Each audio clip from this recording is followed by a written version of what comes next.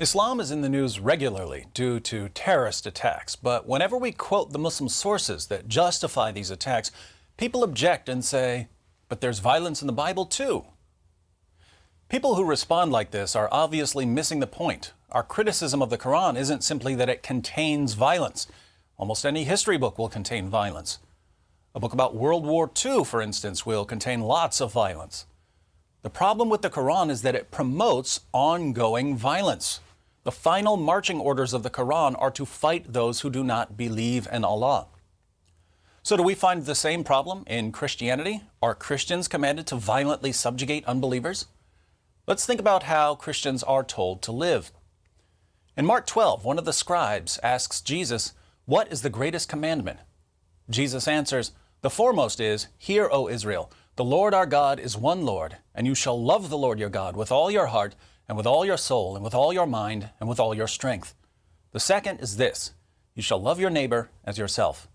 There is no other commandment greater than these.'" So the heart of Christian morality, according to Jesus, is love. Love for God and love for others.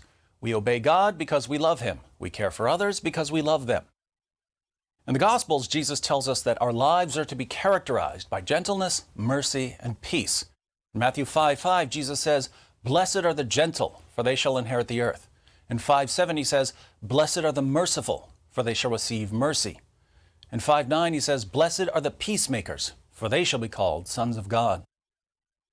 Later in the same chapter, Jesus tells His followers to love even their enemies. He says to the crowd, "You have heard that it was said, 'You shall love your neighbor and hate your enemy.' But I say to you, love your enemies and pray for those who persecute you, so that you may be sons of your Father who is in heaven. For He causes His sun to rise on the evil and the good, and sends rain on the righteous and the unrighteous." Love your enemies and pray for those who persecute you. Love your enemies. This is very different from what we find in Islam. In Matthew 26, some soldiers come to capture Jesus, and the Apostle Peter pulls out a sword and strikes the servant of the high priest. Jesus says to Peter, "Put your sword back into its place, for all those who take up the sword shall perish by the sword." Jesus then heals the injured man, a man who was part of the group that was conspiring to have Him crucified. In John 18:36, Jesus is being questioned by Pontius Pilate, who wants to know what Jesus did to upset people so much that they'd want Him crucified. Jesus says to Pilate, "My kingdom is not of this world. If my kingdom were of this world, then my servants would be fighting so that I would not be handed over to the Jews. But as it is, my kingdom is not of this realm." So according to Jesus Himself, Christians don't fight and conquer in His name. Why? Because the kingdom of God is not an earthly kingdom. Are Jesus' teachings peaceful? Jesus tells us that the greatest commandments are to love God and to love our neighbors. He tells us that we're to be gentle and merciful. He tells us to be peacemakers. He tells us not to return violence for violence, not to retaliate against evil people. He tells us to love everyone, even our enemies, even those who persecute us. He tells us to put down our weapons. He tells us that His followers do not fight. Religions just don't get any more peaceful than this. So it's clear that the Gospels promote peace. What about the rest of the New Testament? In Romans 12, the Apostle Paul gives Christians some guidelines about how we're supposed to live. In verse 17, he says, "Never pay back evil for evil to anyone."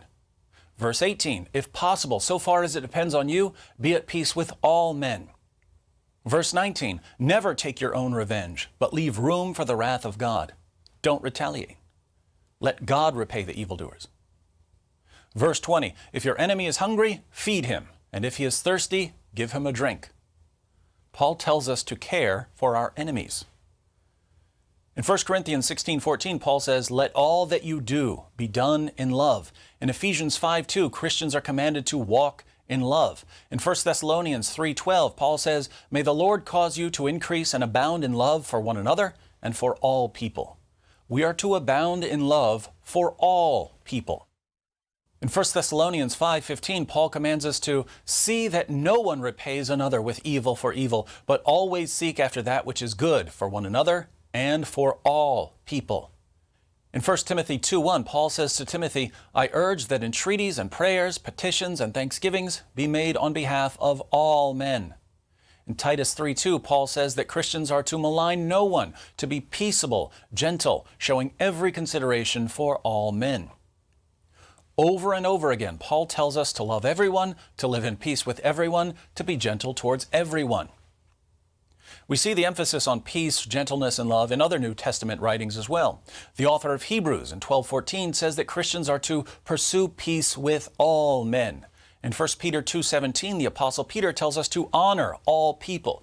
In 3:8-9, Peter says that Christians are to be harmonious, sympathetic, brotherly, kind-hearted, and humble in spirit, not returning evil for evil or insult for insult, but giving a blessing instead. He adds in verse 11 that Christians are to turn away from evil and do good, that we are to seek peace and pursue it. To sum up the position of the New Testament, in 1 John 4:8, the Apostle John says, "The one who does not love does not know God, for God is love." So, does the Bible promote ongoing violence the way the Quran does? Clearly not.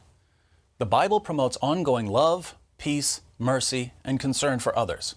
Precisely the opposite of what we find in the Quran.